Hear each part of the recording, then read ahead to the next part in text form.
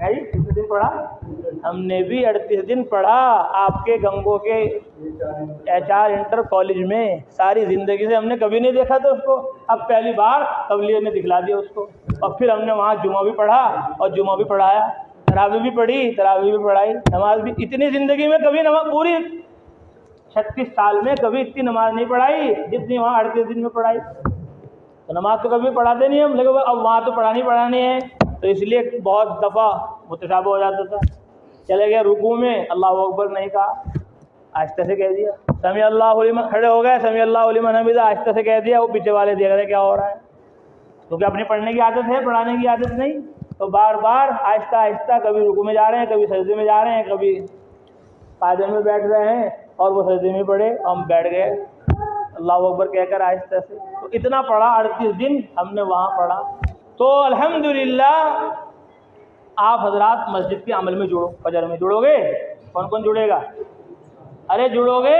جوڑ کیوں ہو رہا ہے یہ جوڑ اسی لیے ہو رہا ہے کہ تم مسجد سے جڑ جاؤ, تم تعلیم سے جڑ جاؤ, تم ملاقاتوں سے جڑ جاؤ. ملاقاتیں کر کے, تعلیم کر کے, فجر کے بعد آپ 8 بجے 10 بجے کہاں چلے جاؤ؟ اپنے اسکول میں چلے جاؤ. وہاں جا کر پڑھو جو پڑھنا ہے. وہ جو سبجیکٹ آپ نے لیا ہے, جس کلاس میں تم ہو, اس کلاس میں تمہارے سے عمدہ, تمہارے سے اچھا, تمہارے سے بہتر پڑھنے والا کوئی نہ ہونا چاہیے. یہ تبلیغ کا مقصد ہے کہ پڑھنے والے تبلیغ میں لگ کر ایسے پڑھیں کہ لوگ دیکھ کر خوش ہو جائیں, لوگ دیکھ کر مثال میں پیش کریں کہ بھئی یہ ہے پڑھنے والے اصل. انہوں نے آج تک کبھی غیر حاضری نہیں کی, جیسے مول صاحب ابھی کہہ رہے تھے. یہ ہیں اپنے استاد کا, اپنے ٹیچر کا, اپنے پرنسپل کا, اپنے پروفیسر کا کیا کرنے والے؟ احترام کرنے والے. کہاں سے آئے احترام؟ کہاں سے آیا ادب؟ کہ یہ ادب ہمیں قرآن سے ملا, یہ ادب ہمیں حدیث سے ملا, یہ ادب ہمیں اسلام سے ملا, دین سے ملا, یہ ادب ہمیں حضرت محمد مصطفیٰ صلی اللہ علیہ وسلم سے ملا. اب وہاں پوری پابندی کے ساتھ اپنا قرآن پڑھ لیا آپ نے. اب وہ قرآن کے ذریعے سے جو آپ کو ایک نور ملے گا دل کے اندر, نور ملے گا دماغ کے اندر, اس نور کی برکت یہ ہوگی کہ جو کتابیں اسکول کی, یونیورسٹی کی آپ پڑھ رہے ہو, اللہ تعالیٰ ان کا پڑھنا, سمجھنا, یاد کرنا آپ کے لیے آسان ہے.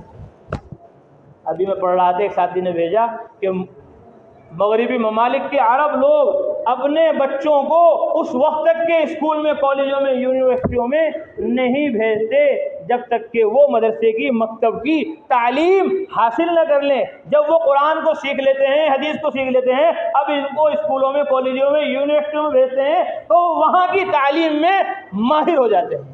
قرآن اپنی برکتیں وہاں ظاہر کرتا ہے کہ تم اللہ کے دین کی مدد کرو, اللہ تمہاری مدد کرے گا. مولانا الیاس صاحب فرماتے تھے جب تم تعلیم میں, پڑھنے پڑھانے میں, تبلیغ کی, دعوت کی اس محنت کے ساتھ لگو گے تو اللہ تمہیں کتابیں 10 گنا زیادہ سمجھائیں گے. کتنے گنا زیادہ؟ 10 گنا زیادہ سمجھائیں گے. میں نے غور کیا مولانا الیاس صاحب نے یہ بات کیوں کہی, تو غور کرنے سے پتہ چلا کہ انہوں نے صحیح کہا کہ جب تم تبلیغ کے ساتھ تعلیم میں لگو گے تو کتابیں 10 گنا زیادہ سمجھ میں آئیں گی. کیوں؟ کیونکہ اللہ فرما رہے ہیں قرآن میں ان ینصر اللہ ان تنصر اللہ, اگر تم اللہ کی مدد کرو گے, ینصرکم, تو اللہ تمہاری مدد کرے گا. جب تم اللہ کے کام کو اپنا کام بناؤ گے, اللہ کے نام کو بلند کرنا اپنی محنت بناؤ گے, اللہ کی مدد کرو گے تو اللہ تمہاری مدد کرے گا. جب اللہ مدد کرے گا تو 10 گنا کیا 100 گنا زیادہ سمجھ میں آ جائے گا. ارے ذہن تو اللہ نے بنایا, دماغ تو اللہ نے بنایا, اس ذہن و دماغ کو کون کھولے گا؟ اللہ کھولیں گے. الم نشرح لک صدرک ووضعنا عنک وزرک الذی انقض ظہرک ورفعنا لک ذکرک فإن مع العسر یسرا ان مع العسر یسرا فإذا فرغت فانصب وإلی ربک فارغب. علماء نے فرمایا کہ جو بچے پڑھ رہے ہیں اور یاد نہیں ہو رہا, ان کے لیے یہ ہے کہ وہ پڑھنے سے پہلے 3 دفعہ درود شریف پڑھیں. کتنی دفعہ؟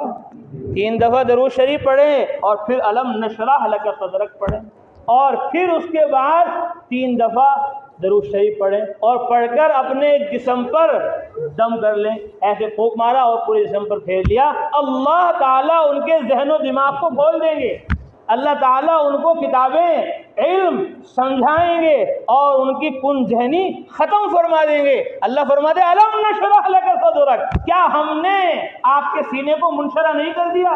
محمد صلی اللہ علیہ وسلم آپ کے سینے کو ہم نے اتنا بڑا کر دیا کہ آپ کے سینے میں تورات کا بھی علم آ گیا، زبور کا بھی علم آ گیا، انجیل کا بھی علم آ گیا، آپ کے سینے میں قرآن کا بھی علم آ گیا، توحید کا بھی آ گیا، رسالت کا بھی آ گیا، نبوت کا بھی آ گیا، آخرت کا بھی آ گیا۔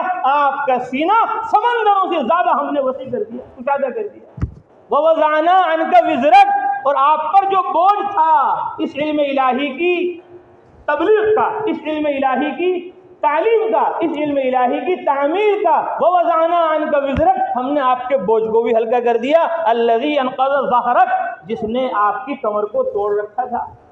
بہت بوجھ تھا، کیسے ہوگا؟ جیسے بہت بوجھ ہوتا ہے کیسے پڑھائی ہوگی، بہت بوجھ ہے کیسے پاس ہوں گے، بہت بوجھ ہے کیسے کامیاب ہوں گے۔ جی مولوی صاحب دعا کر دو، پیپر آنے والے ہیں، کہ پیپر میں کامیاب کیسے ہوگے، اعلیٰ نمبرات کیسے ملیں گے؟ ایک بوجھ ہے، کہیں فیل نہ ہو جائیں، کہیں ناکام نہ ہو جائیں۔ پاس ہونے کی اتنی فکر ہے کہ بس ہر ٹائم کتاب سامنے ہے، ہر ٹائم یاد کرنے کی سوچ رہے ہیں، لکھنے پڑھنے کی سوچ رہے ہیں، بوجھ ہے ذہن دماغ پر۔ فرمایا وَوَضَعْنَا عَنْكَ وِزْرَكَ، ہم نے آپ کے بوجھ کو ہلکا کر دیا جس نے آپ کی کمر کو جھکا رکھا تھا۔ پھر کیا کیا؟